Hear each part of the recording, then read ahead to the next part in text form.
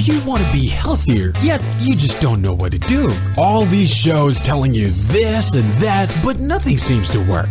Well, listen close. Golden State Media Concepts has got something great for you. The Health and Wellness Podcast, dedicated to workout trends, healthy eating habits, diet, and everything about healthy living. Join us in our banters as we help you not just live life to the fullest, but live it to the healthiest.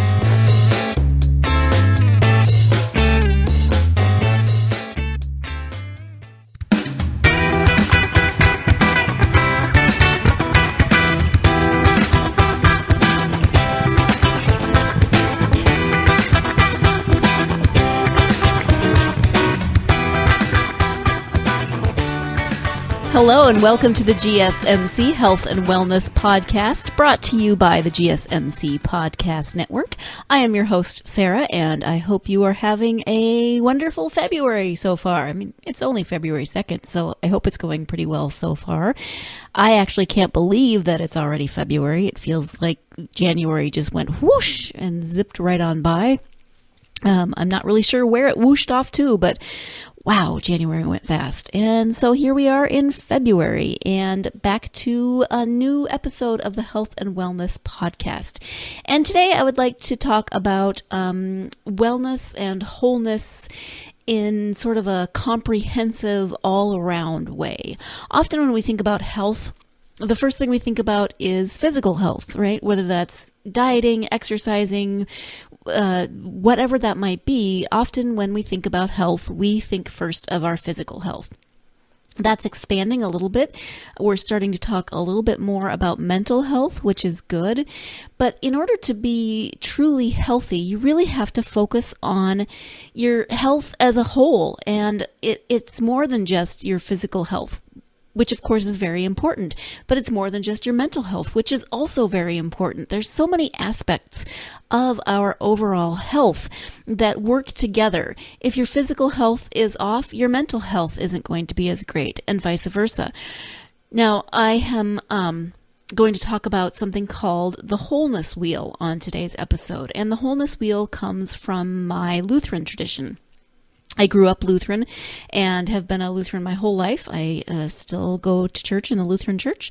And I encountered the Wholeness Wheel during some time working with it's called a synod. I'm not going to give you too much church language here on this podcast in Montana, but it's a national thing. So there's an evangelical Lutheran church in America that is the Lutheran denomination to which I belong.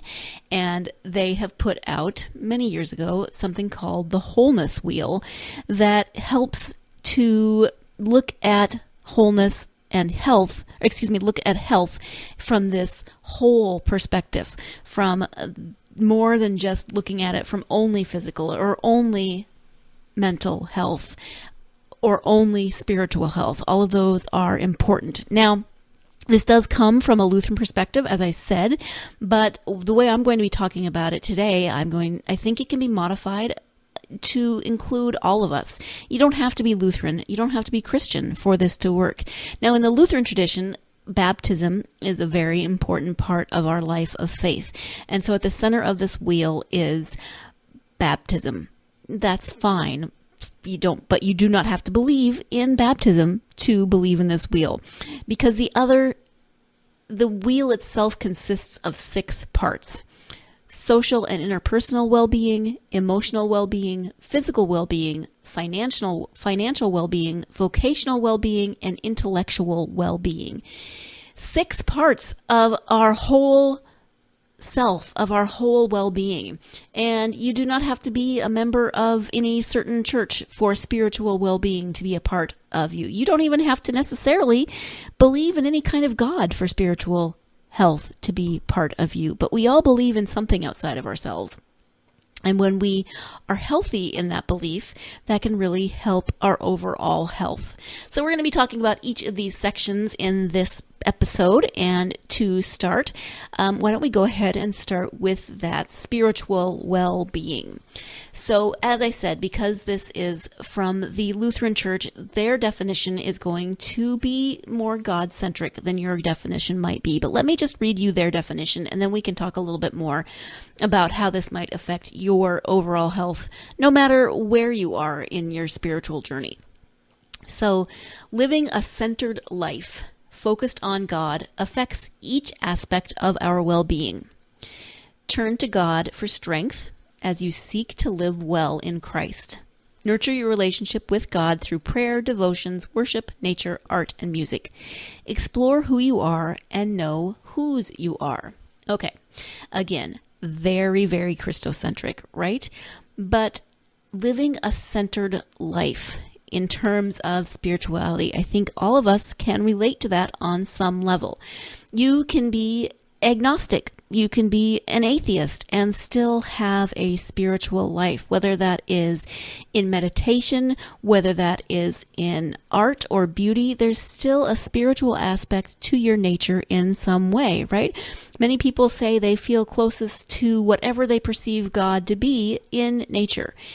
So your spiritual health is just an aspect. It's almost another part of your mental health, but it's in believing in something outside of yourself.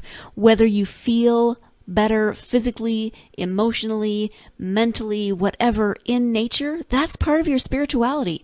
Whether you feel best when you have a relationship with God, whether you are Southern Baptist, Muslim, Jewish, Lutheran, whatever it might be, Buddhist, Hindu, whatever your tradition might be, there's an element of spirituality to your life. And that is what this is saying. Focus on that. Look to that source outside of yourself, whatever it might be, that gives you strength. If you're a Christian and that's Christ, that's great. If you are Jewish and that is God and all of those names for God that we do not speak, that is wonderful too. If you are, if you worship nature, that's that spirit outside of yourself. There's so many spiritual aspects to our being, and they can bring us a source of overall health. Just think of meditation. Let's use meditation or yoga.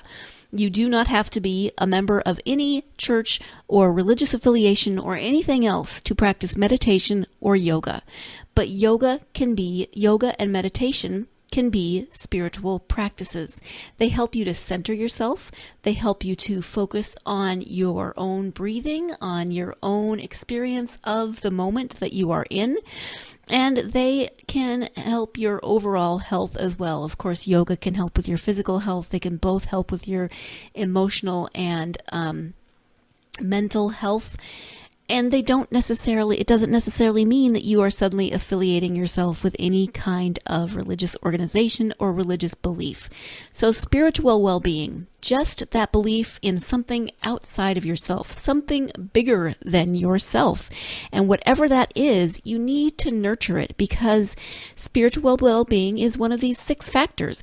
And the better balanced these 6 parts of your wholeness wheel are, the healthier overall you are going to be as a person. So again, the description that they give is very Christocentric, of course, because it does come from the Lutheran Church. But take some time to think about your spiritual health. How would you define your spiritual health, first of all? Where do you sense spirituality in your life?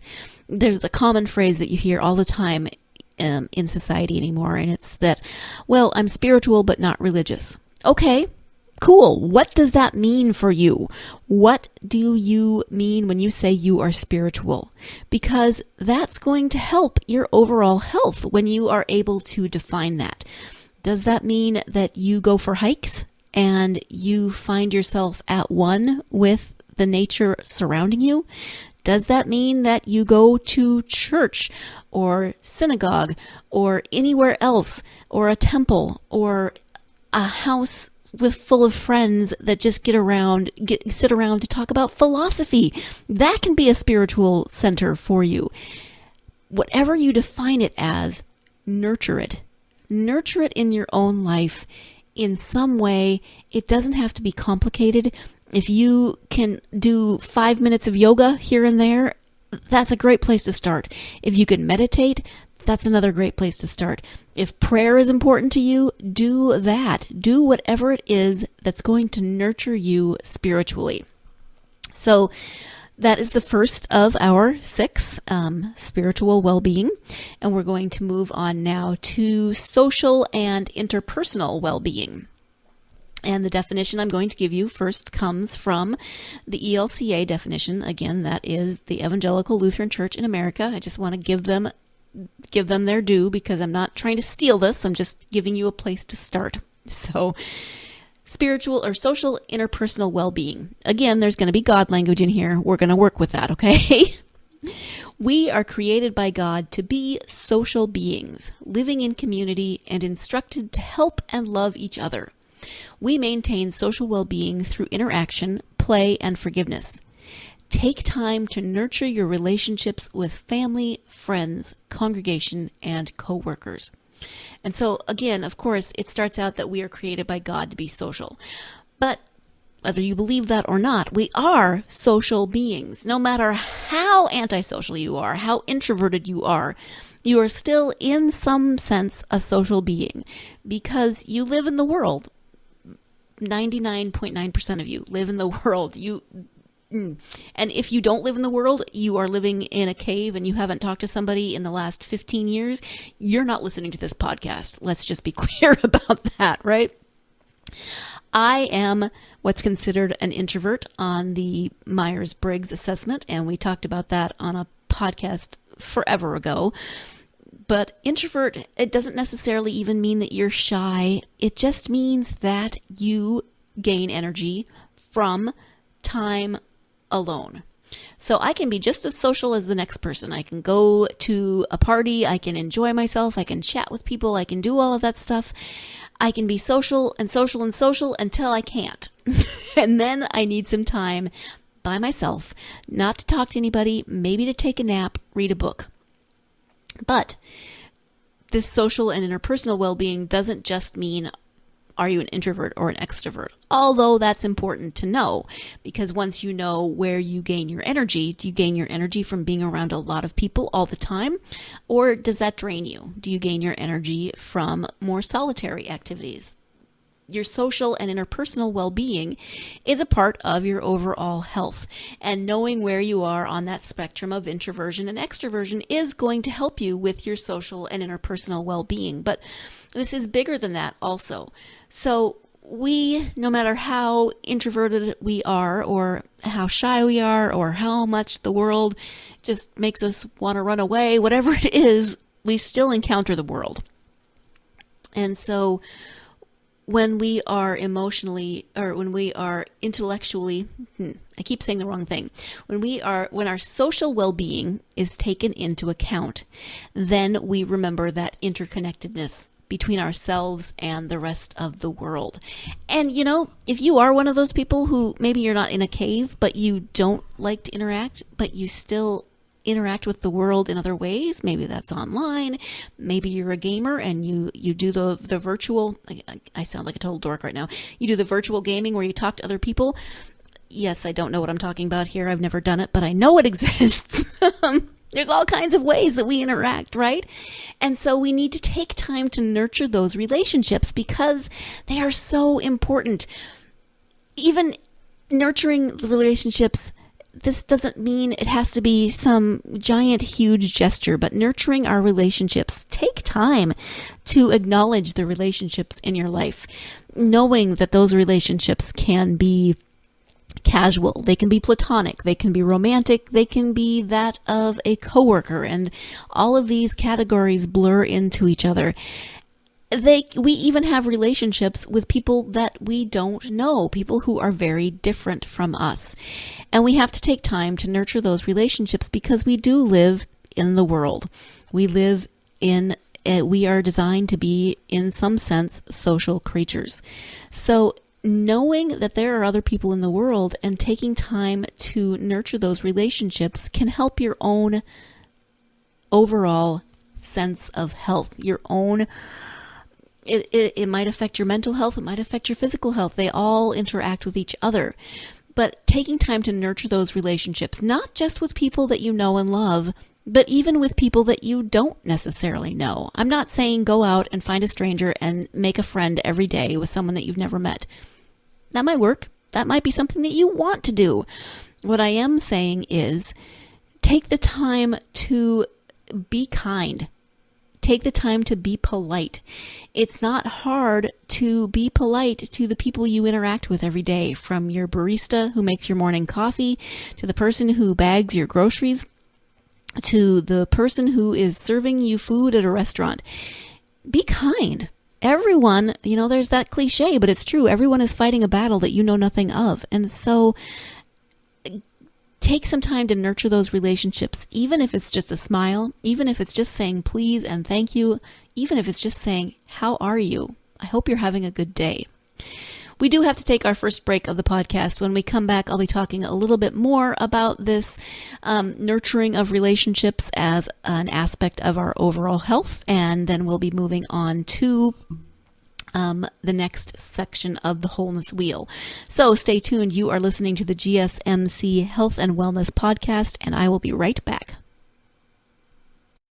Still on the search of that one true love? On the limbo in this crazy world of dating, marriage, relationships? Well, listen to the Golden State Media Concepts Relationship Podcast, your one-stop podcast for everything about relationships.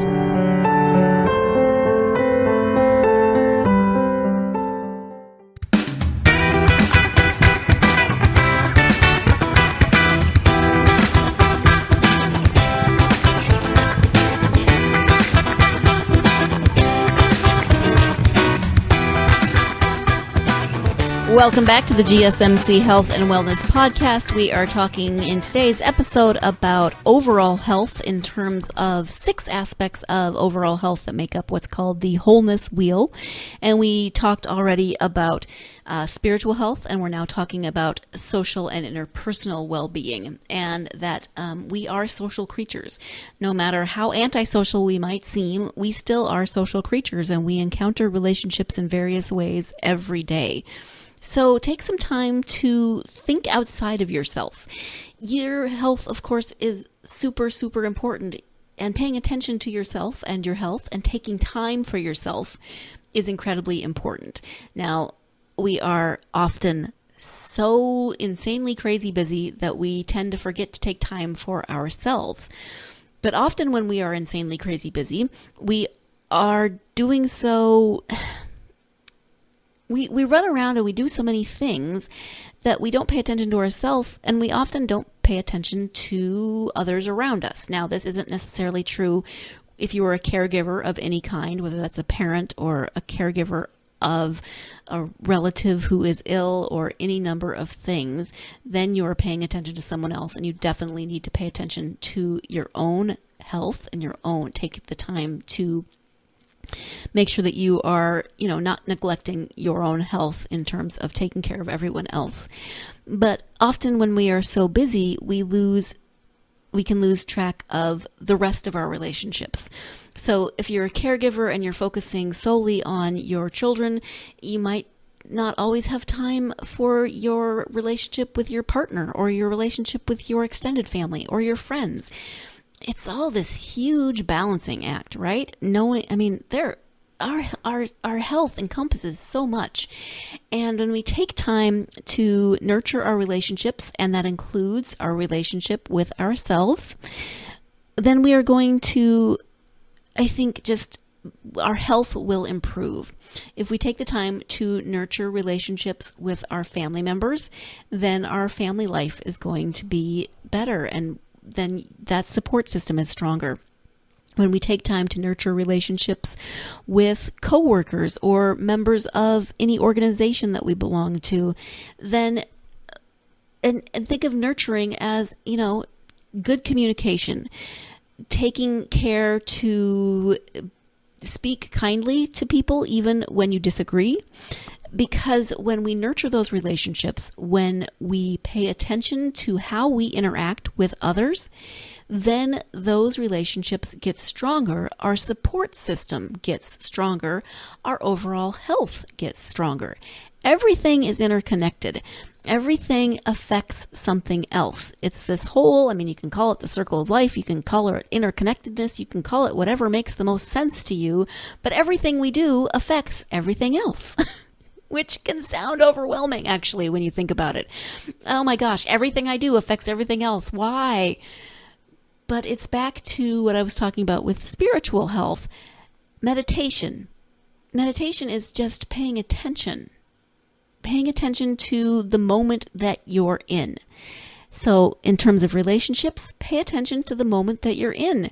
If you are having a conversation with a 2-year-old, it's really easy to be thinking about that ginormous to-do list that you have to do, because that 2-year-old is probably babbling about something that you've stopped listening to, whatever. But if you pay attention to the moment that you're in and focus on the person that you're with, the relationship you're in at that current moment, whether that's your 2-year-old, whether that's your mother, whether that is the checker at the grocery store, or the person who's just asked you for directions on the street, pay attention to that moment that you're in. Nurture the relationship that is in front of you at the moment, and your overall sense of health will improve.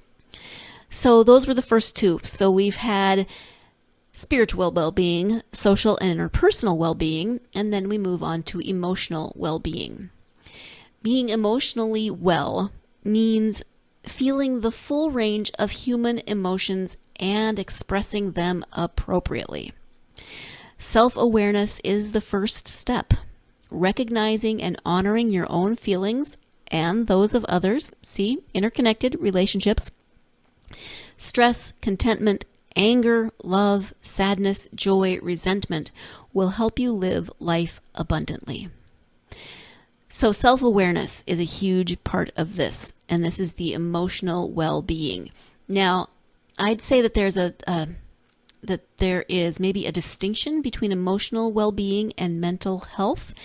They're very, very, very interconnected, but it's important to know that mental health sometimes is chemical. Sometimes, no matter how much you work on your emotional health, there can be that chemical imbalance that needs to be addressed, you need to speak to a medical professional about. Sometimes that is the only way to deal with your mental health. You need to, again, it's about self-awareness, it's about seeking help, it's about those relationships again, right? Seeking the advice and the counsel of your medical professionals. Once that mental health is being addressed, then you can focus more on the emotional well-being, because it's much harder to deal appropriately with our emotions when we are suffering from severe depression, when we are suffering from anxiety, when we are suffering from all kinds of things that can affect our mental health and need to be addressed in specific ways. So mental health, extraordinarily important, but we need to recognize sometimes that mental health needs to be addressed by medical professionals. Emotional health is just as important, because that's this self-awareness step. And it affects, again, all aspects of our life. So we have to recognize and honor our own feelings, but we have to recognize and honor the feelings of others. Again, we are in relationship with everyone with whom we come in contact.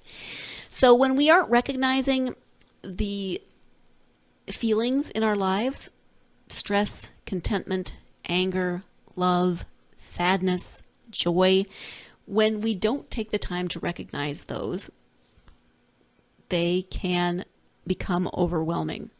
So think of stress or anger. Anger that isn't expressed can turn into depression. Now, of course, there is chemical depression, but depression can also come from a variety of sources. And when we don't express the anger that we are feeling, when we just keep shoving it down and letting it fester, that can turn into depression because you are not recognizing and honoring your own feelings. And sometimes we're raised in ways that don't allow us to really honor the strongest feelings. You may have been raised in a family that encouraged the exploration and expression of every type of feeling. If you're angry, go ahead and get it out. If you are happy, laugh hysterically as loud as you want. Or you may have been raised in an environment where those huge swings were discouraged. You know, we don't get angry and scream. No, that's not good. No, we don't cry. That's not appropriate. No, you're a little too rambunctious. Try to tone it down a little bit, okay? You know, there's definitely an aspect of families sometimes where they just want things to be status quo, even keel. And so all of the range of emotions aren't encouraged. They are kind of, in a lot of different ways, they are discouraged. And so we have to be aware, first of all, what am I feeling? What emotion am I feeling right now? Am I angry? Why am I angry? Is there something that I can do about this anger? Is my anger directed at someone else? Again, why? What can I do about it? Am I sad? What happened? Why am I feeling this sadness? If it's something that you can recognize and pinpoint in your life, you can start to address it. You can recognize it and say, oh, there's that sadness. I am sad because this, and this happened. If there's sadness that you cannot figure out the source of, that's a time when you need to seek medical help. You need to go find someone who can help you figure out, is that source of sadness something that you simply can't recognize, or is it something that is chemical and needs to be treated in a different way? Being self-aware is so important because you are the only one who can know what's going on in your own head, in your own heart, with your own emotions. But then self-awareness is only the first step because we have to recognize that everyone else is going through these same emotions and they may or may not be self-aware about them. So you have to be self-aware of your own feelings in order to not take on the emotions of someone else. If you are feeling stressed and you can't figure out why, maybe you're taking on somebody else's stress because they are not expressing it appropriately and you are taking it on. You need to be self-aware about not only your own feelings, but then also the feelings of others. And also because someone else they may be really, really happy and you're not recognizing the source of their happiness. They may be sad and you are not recognizing the source of their sadness. So self-awareness is the first step because you have to recognize it within yourself, but then recognizing it within others is going to help you live a more healthy and full life. It is about when we are healthy, we are able to be in better relationships with others. When we are nurturing ourselves, when we are recognizing our own emotions, then we are able to go out and be in relationship with others, be in better relationship with others. So you're seeing this you see why it's a wholeness wheel, right? Because it's very cyclical, it's very interconnected. All of these things join together to create this overall picture of health. And emotional health is just one more of those things. We are going to take our second break of the podcast now. When we come back, we will be moving on to the fourth aspect of the Wholeness Wheel, and that is our physical well-being. So stay tuned. You are listening to the GSMC Health and Wellness Podcast, and I will be right back. Tired of searching the vast jungle of podcasts? Now listen close and hear this out. There's a podcast network that covers just about everything that you've been searching. The Golden State Media Concepts Podcast Network is here. Nothing less than a podcast bliss with endless hours of podcast coverage. From news, sports, music, fashion, cooking, entertainment, fantasy, football, and so much more. So stop lurking around and go straight out to the Golden State Media Concepts Podcast Network. Guaranteed to fill that podcast itch. Whatever it may be. Visit us at www.gsmcpodcast.com. Follow us on Facebook and Twitter, and download us on iTunes, SoundCloud, and Google Play.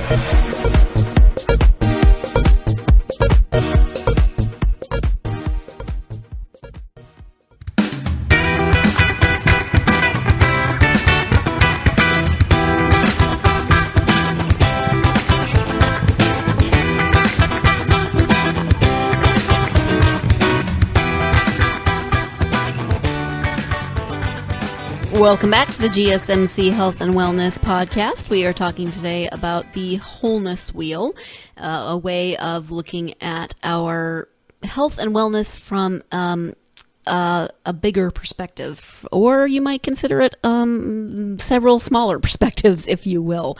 But looking at it from just this picture of overall health, not just one or the other, but seeing the way that all of these parts of ourselves and our health fit together and interconnect.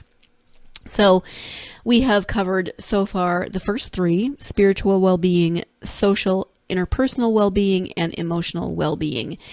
And now we have moved on to physical well-being, which is a big one. I mean, this is often when people think about health, this is what they think of. They think of diet and exercise, and it's of course incredibly important. I mean, you live in your body your whole life, so you have to take care of it. The definition here on the ELCA page is, while we are not all born perfectly healthy or able to live life without injury or illness, we can live well by tending and nurturing our body as a gift from God. Feed it healthy foods, keep it hydrated, build physical endurance through regular exercise, and respect your body's need for rest. Often when we think of physical health, we think of diet and exercise because we think in terms of weight. We live in a society that has very specific ideas about weight and body image and all of those things. But that is not the most important thing about our physical well-being. The most important thing about our physical well-being is that well-being part of it, that we are healthy. We often, and here's where the overlap and the interconnectedness can happen, because when we spend too much time worrying about our weight in terms of our image and our social image and status, we can start thinking of food in unhealthy ways, which can lead to eating disorders. And that can affect, of course, our mental and emotional health, because we aren't being healthy in the way we are thinking about food. So when you think of food as bad, then that can lead to issues. Of course, there are certain foods that aren't great for us, right? You sit down with a 5-pound bag of sugar and eat it, that's not a good idea. But if you eat that piece of cake at your coworker's baby shower, and then you just start mentally punishing yourself because you ate the cake and you weren't going to eat any cake, that's not good either. Yes, of course, you want to create a nutritional plan, and I say nutritional plan rather than diet because diet has so much baggage attached to it. You want to create a nutritional plan that is going to improve your overall health. You may need to lose weight in terms of health, to avoid those risk factors such as heart disease, diabetes, all of those things that come with gaining weight, joint issues, etc. But when we start thinking in terms of just, oh my gosh, I just ate that piece of cake, now I have to punish my body through physical exercise in order to burn those calories, that can lead to unhealthiness. Think of food as fuel for your body, fuel to do that physical exercise. If you want to work out and you are going to work out because working out will build your physical endurance and get you healthier, then food is the fuel that you need to run your body. I see so many things where we talk about food as though it's the enemy, and it's really not. We have to change our attitude with food. And this goes back to, again, emotional well-being and how if you want to think about it as a relationship with food, go ahead. You can fall into the social interpersonal well-being as well, because it's a relationship. Food isn't the enemy. Food is necessary. And we need food. Now, of course, some foods are better than others, but beating yourself up over food isn't going to be healthy. Find what works for you. Find a way that you can eat healthy, but don't deny yourself simply because you are holding yourself to some standard that may or may not be attainable. Your body might not be designed to be the perfect size, fill in the blank. Your body might be its healthiest at a weight that society doesn't consider acceptable, sexy, whatever word you want to put in there. And I know it's so hard to change. This goes back again to emotional well-being. It's so hard to change the way we think when we are confronted by beautiful people who have been airbrushed to within an inch of their life everywhere. And you see clothes that are put on people that don't look a thing like us. And we think, oh, that's so cute. And then we put it on our own bodies and we're like, well, it was cute on the model and it doesn't look anything like that on me. And now I'm standing in fluorescent lights in front of a 3-way mirror, sobbing, curled up in the fetal position. Maybe that's just me. But there's so many things. Again, you have to recognize your emotional reactions to these things. Physical well-being. It's not about punishing your body. It's about tending your body, nurturing your body so that it can be the place that you live for your whole life. It's about accepting your body as it is, with its own limitations, with its own challenges, because every body comes with challenges, some of them much, much bigger than others. And if you are a person who is living with a disability of any kind, or a different body type of any kind, then you know that that's going to be a challenge in ways that people who don't live in the same type of body can understand necessarily. They don't know what you go through with your body every day, but you have to come to terms with your body. And people who have body limitations might come to terms with their bodies more easily than some of the rest of us who still think that the perfect body is attainable. And I hope that makes sense. I'm not trying to offend anyone, and I'm not trying to sound like I am making light of any situation, because I am not. But if your body presents you with challenges like this every day, and you have to learn to accommodate your body in different ways, then you already know that your body is not going to reach that level of perfection that society would have us believe is necessary. You understand that your body faces challenges, and as the person living within that body, you have to nurture it in the best way that you can so that it can do as much as it can, and you can accommodate whatever changes in your physical environment need to be made for you to accommodate that body that you have. And that was really, really badly said, and I apologize. I meant to say it so much more eloquently than that, but the words just sometimes get stuck in my head. Physical well-being, it's a big one. But they're all big. They're all important. Unfortunately, physical well-being is the one that gets the most attention in the world, because we are a visual society and we want to look like the people that we see on the magazines and are told are some kind of perfection that we need to achieve, instead of celebrating the body that we've been given and the body that we are, because it's our body. And the more you can come to terms with it, doesn't mean that you shouldn't nurture it. It doesn't mean that you shouldn't try to improve it in ways that are healthy. It just means that you're going to have to live in that body for a very long time. So you're going to have to figure out the best way to do so. And usually the best way to do so is by nurturing it and giving it lots of rest and giving it lots of water and giving it appropriate amounts of physical exercise and fueling it with good food. And I'm going to say it, occasionally chocolate, unless you're allergic to chocolate, and then don't. Let's move on from physical well-being to aspect number 5. So that is financial well-being. And that might not sound like it should be part of your health and wellness regimen, but again, interconnectedness, everything overlaps. Being financially well involves making decisions based on our values as reflected in the way we save, spend, and share.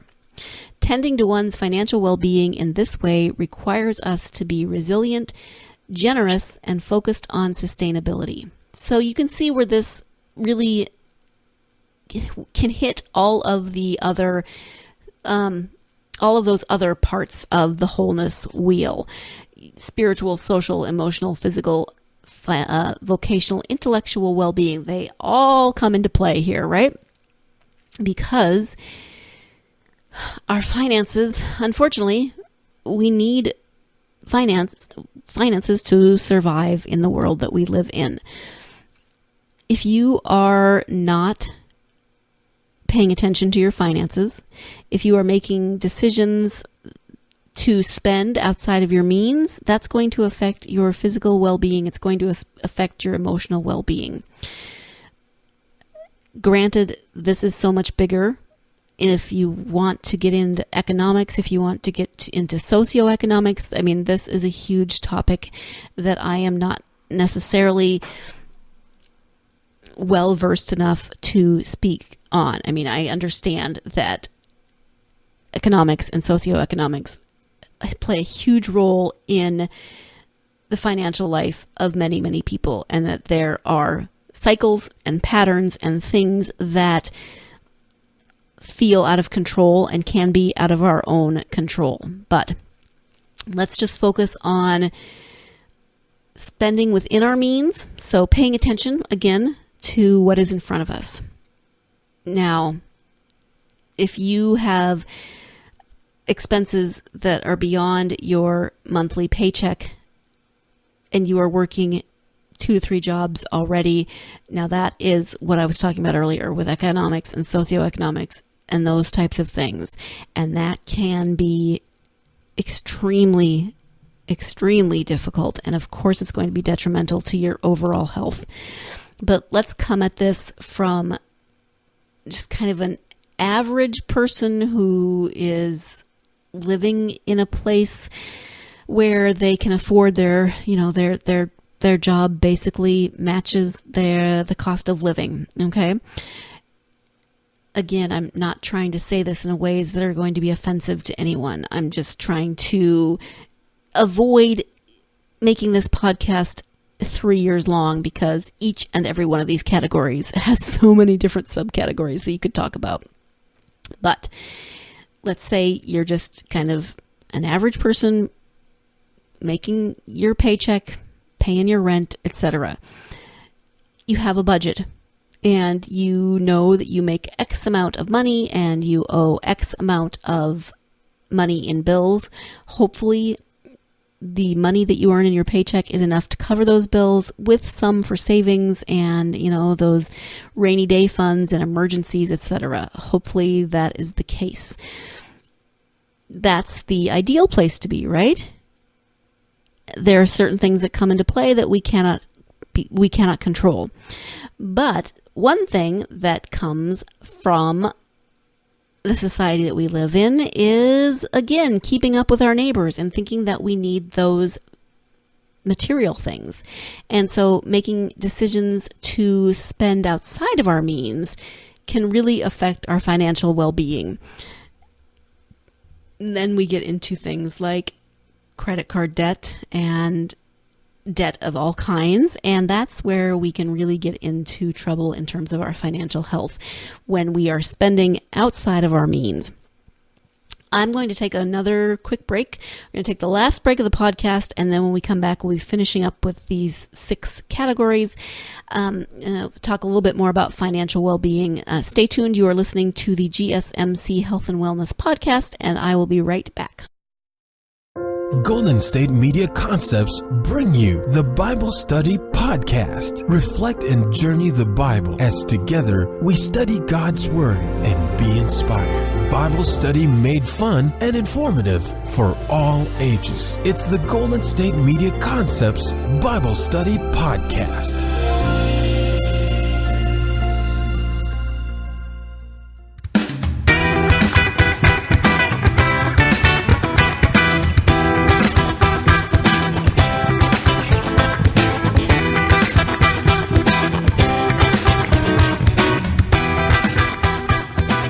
Welcome back to the GSMC Health and Wellness Podcast. I am your host, Sarah, and I can't count. I would just like to point that out. So during the break, I was looking at the Wholeness Wheel and realized that there are actually 2 segments left. And if you have been keeping track, that would mean that there are 7 aspects to the Wholeness Wheel and not 6, which is what I was saying. And when I looked at the Wholeness Wheel itself, it's because spiritual well-being is in a circle around the Wholeness Wheel. So remember that I said at the beginning that this is something that I encountered in my life as a Lutheran, that the center of it is baptism. It doesn't have to be baptism for everyone, but then it is surrounded by 6 aspects of well-being, and those are social and interpersonal, emotional, physical, financial, vocational, intellectual, and then spiritual forms the circle around it. So that's why it's a wholeness wheel, because you've got the center. In this case, it's baptism. Doesn't have to be baptism for you if you don't believe in that. And then the spokes are those 6 aspects surrounded by our spiritual well-being, which is kind of this all-encompassing thing outside of ourselves. So again, I can't count, or I just did not pay appropriate attention to the wholeness wheel that I was talking to you about, that I thought I knew what I was talking about. All right, let's move on. So we were talking about financial well-being, and really financial well-being is a huge, huge topic and can involve so many different aspects. But in terms of our own health, I think we have to pay attention to how we spend, how we save, and what's left over, if anything, to share. And when we talk about sharing, that doesn't always even mean our financial well-being, right? That can be, sharing our gifts and our abilities with other people. So there's always something to share that isn't necessarily monetary, but saving and spending is really, really important to make sure that we are doing so appropriately, because when you are not doing well financially, and I don't mean when you're not making as much as you would like to make, but when you aren't making enough to meet your basic needs, that is going to affect your overall health, because it's going to affect your emotional health because of the stress of those situations. It's going to affect your physical health because you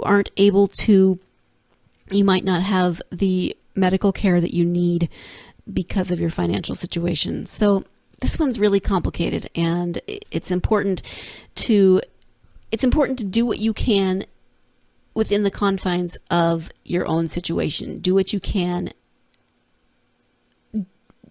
Do what you can when you can. There are things that are outside of your control, of course. Moving on, because I'm just going to keep speaking in circles otherwise. Vocational well-being. Not a lot of people talk about vocation. We talk about it in the church sometimes. A lot of people would say that priests or pastors or spiritual leaders have a vocation, but it doesn't have to be a vocation like a religious vocation. Vocation just means when your life's work matches up with your passions, right? So you can have a job that can be your vocation. our jobs aren't always our vocations. Sometimes our jobs are just means to pay the bills. But when your job can be your vocation, that's pretty amazing. So, and sometimes you have to find your vocation outside of your job. So you have something that pays the bills, but you also have your vocation. And what is that quote when your greatest desire meets, I'm going to misquote it, so I'm not going to quote it. But basically, when your passion can help the world around you in some way, then that can be a vocation. You might be in a job that isn't your vocation. You have to find ways to express your vocation, your passion. Maybe instead of vocation, we could use the word passion because that might make more sense to some people. What are you good at? What makes you just light up inside?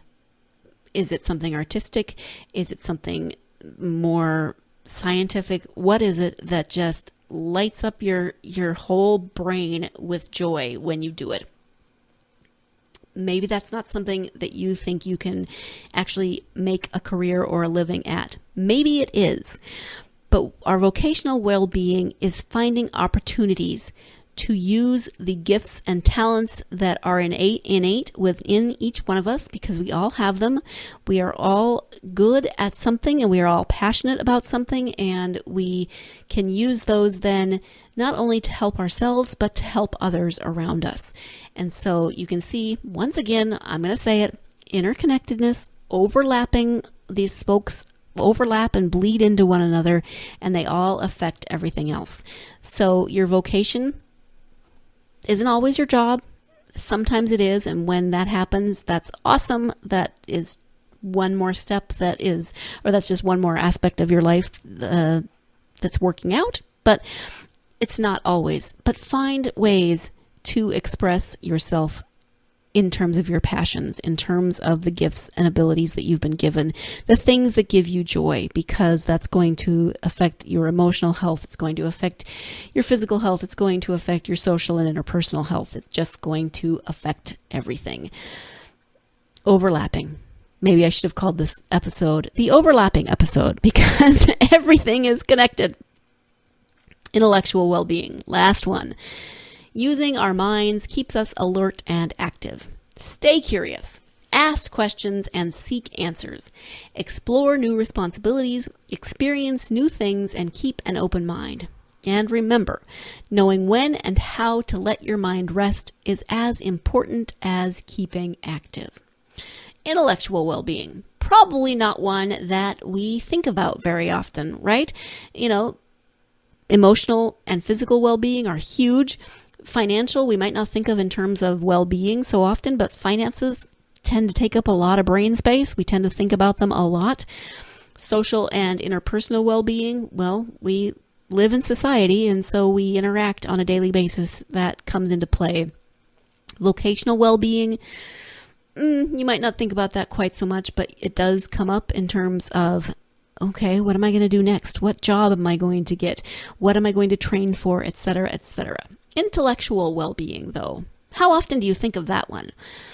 I love this one, though. I just love stay curious, ask questions, seek answers, do all of those things. And this one is going to help your emotional, physical, mental health also, because there are all those studies that show things like playing solitaire or doing all these little mind exercises can help stave off things like Alzheimer's or dementia, etc. Intellectual well-being is going to feed your emotional well-being. Intellectual well-being is going to feed all of your well-being, because if you're staying curious, if you're asking questions, if you're seeking answers, that's just going to help you overall, because you're going to learn new things. You're going to maybe meet new people. You are going to keep an open mind, which really keeps us healthy on so many levels. When we keep an open mind, when we stay open to new possibilities. So this one is really fun, and might be my favorite one, even though it's one that we don't think of often. And for me, I love to read, and I love to read a variety of different genres and a variety. I love to read, and then I love to talk to people about what they read, and I love to learn new things. I mean, even if it's just, I'm working on a giant Excel spreadsheet and I need to figure out how to do this in that spreadsheet. And so I Google it. I get a ridiculous sense of satisfaction from Googling things and figuring out how to do something on PowerPoint or something on Word, or just figuring out how to do something. Or I am cooking and I don't have an ingredient that I need. And so either experimenting on my own to figure out what I can replace that ingredient with, or again, my friend Google and figuring out what I can do because I don't have that ingredient and maybe don't have time to run to the store. I love learning new things. I love staying curious. And this, again, it affects all of these aspects, because if you're staying curious and you're asking questions and you're seeking answers, that means that you're engaging your brain. So your emotional well-being is affected. You're asking questions maybe about your financial responsibilities. That's going to help your overall health. You're asking questions about diet and exercise. Physical health, you are asking questions of your children, your parents, your spouse. How was your day? What made you smile today? What can we do better in our relationship? Etc., etc., etc. Intellectual well-being might just be my favorite. I think I'm going to come down with this one being my favorite, because staying curious, asking questions, seeking answers is going to help you to maintain overall health in all of those other sections as well. But also remember to let your mind rest, to find ways, again, whether that's yoga, whether that's meditation, whether it's reading, whether it's riding your bike or taking a hike, or sounding like Dr. Seuss because you just made a silly rhyme in the middle of a podcast. Whatever it is, find ways to give your brain a rest, because staying curious and asking questions and seeking answers is great. But if you just let your brain swirl and swirl and swirl and swirl and swirl like a hamster in a wheel, that's going to, again, affect your overall health, and it's not going to be good. So I hope that you found something of interest in this whole exercise. Again, if you Google, see, there it is again, Google. If you just look up Wholeness Wheel, it will take you to, there's images of it. Of course, you can just look at an image. It will take you to some of the pages that the ELCA has put out that will give you more information. Again, you do not have to be of a certain denomination or a certain religious background to find help in this wheel. I just think it's an interesting way to look at overall health. So again, spiritual well-being kind of wraps up the whole thing, but those 6 spokes of the wholeness wheel are social, interpersonal well-being, emotional well-being, physical well-being, financial well-being, vocational well-being, intellectual well-being. What would you add? Is there anything that you thought, that should be on there? I think that they should cover this in that wholeness wheel. Or I don't know if I agree with that or not. What do you think about the wholeness wheel as a whole? I got to wrap this up. I'm starting to get loopy. But I would love to hear your thoughts. As always, when at the end of the episode I talk about social media, if you find us on Facebook or Twitter or even Instagram, and I'll post a picture on Instagram of this wholeness wheel so that you can see what it looks like. What do you think? Was there anything that jumped out at you? Was there anything that made you say, oh, that makes a lot of sense? Was there anything that you wished had been present? I would love to hear your thoughts on any of that. Thank you so much for joining me for this episode of the Health and Wellness Podcast. I hope you will join me next time when I will be speaking with Tara Browning, who is an advocate for vaginal birth after surgery or after C-section, called VBAC. She's going to be talking about her experiences. She's going to be talking about some of the research that she's done. And I'm really looking forward to talking to her about something that maybe doesn't get talked about a lot. So looking forward to that. I hope you will join me for that next episode. In the meantime, you can find all of our podcasts at www.gsmcpodcast.com. You can download those podcasts on iTunes, SoundCloud, Google Play, Stitcher, any app that you use for your mobile device. And you can find us on social media, as I was just saying, Facebook, Twitter, Tumblr, and Instagram. Thank you so much for joining me, and I hope that you are able to encompass this idea of overall whole health, whole health. So go out, have a lovely day, have a healthy day, and I will talk to you next time. Thanks.